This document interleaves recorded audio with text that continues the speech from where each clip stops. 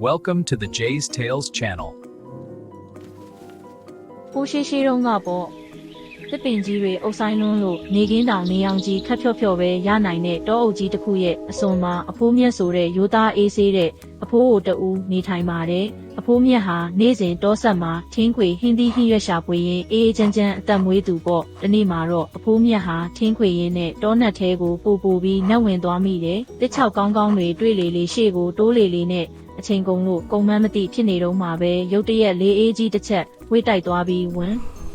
ကျင်းတစ်ခုလုံးမှောင်ကျသွားပါတော့တယ်။နေမင်းကြီးဟာတစ်ပင်အုပ်ကြီးတွေရဲ့နောက်ွယ်မှာကွယ်ပြောက်သွားပြီဖြစ်တယ်လို့တောအုပ်တစ်ခုလုံးလဲမြူကိုးတွေဝေမိုင်းလာပါတယ်။တောအုပ်ကြီးဟာတိတ်ဆိတ်လွန်းလို့အဖိုးကိုရဲ့ခြေတံနဲ့ကိုယ်နှလုံးခုန်တံကိုတောင်ကိုပြန်ကြားနေရတယ်။အဖိုးမြတ်ဟာလာလန်းကိုရှာပေမဲ့မြူကိုးတွေကြားမှာလမ်းကြောင်းတွေကထပ်တူညီနေသလိုဖြစ်နေပြီးအိမ်ပြန်လန်းကိုရှာမရတော့ပဲလမ်းပြောင်းနေခဲ့ပါတယ်။အဲ့ဒီအချိန်မှာပဲအဝေးကတစ်ပင်ရိပ်တွေကြားထဲမှာမီးအိမ်လေးတစ်လုံးကင်ထားတဲ့ကလေးမလေးတစ်ယောက်ကိုလှမ်းတွေ့လိုက်ရတယ်။သမီးလေးအဖိုးကိုလမ်းပြပေးပါဦးကွယ်လို့ဝမ်းသာအားရလှမ်းခေါ်လိုက်ပေမဲ့ကလေးမလေးကတော့ဘာမှပြန်မပြောပဲတောနက်ထဲကိုတိတ်တဆိတ်ပဲလမ်းပြခေါ်သွားပါတော့တယ်။ကလေးမလေးဟာခြေတံလုံးဝမထွက်ပဲခြုံပုတ်တွေကြားကဟောင်းနှွက်နေတဲ့တင်ချိုင်းဟောင်းတစ်ခုရှေ့မှာရပ်သွားပါတယ်။အဖိုးကကျေးဇူးတင်စကားပြောဖို့အနားကိုရောက်သွားပြီးကလေးမလေးရဲ့ပခုံးကိုလှမ်းပုတ်လိုက်တဲ့အခါသူမဟာဖြည်းဖြည်းချင်းလှည့်ကြည့်လာပါတယ်။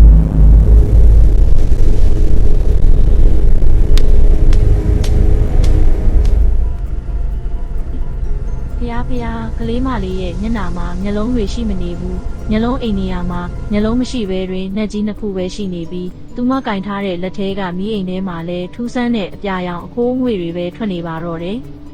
အဖိုးအိုဟာကြောက်လန့်တကြားနဲ့ရှိသမျှအားကုန်ထုတ်ပြီးနောက်လည်းမကြည့်ပဲပြေးပါတော့တယ်နောက်ကနေခြောက်ချားစရာရေတံတွေကပဲ့တင်ထက်နေပေမဲ့သူဟာအသက်လူပြီးပြေးခဲ့တယ်မနှက်လင်းလို့မျက်လုံးဖွင့်လိုက်တဲ့အခါမှာတော့သူဟာသူ့ရဲ့အိမ်ရှိကညောင်မင်းကြီးအောက်မှာဘေးကင်းစွာရောက်နေတာကိုတွေ့လိုက်ရပါတယ်အဲ့ဒီနေ့ကစပြီးအဖိုးအိုဟာနေမဝင်ခင်အမြဲအိမ်ပြန်လာလေးရှိပါတော့တယ်တောနက်ထဲမှာတင်မတိနိုင်တဲ့အရာတွေတင်မမြင်နိုင်တဲ့ဝိညာဉ်တွေရှိနေနိုင်တယ်ဆိုတာကိုအမြဲသတိပြုပါနော်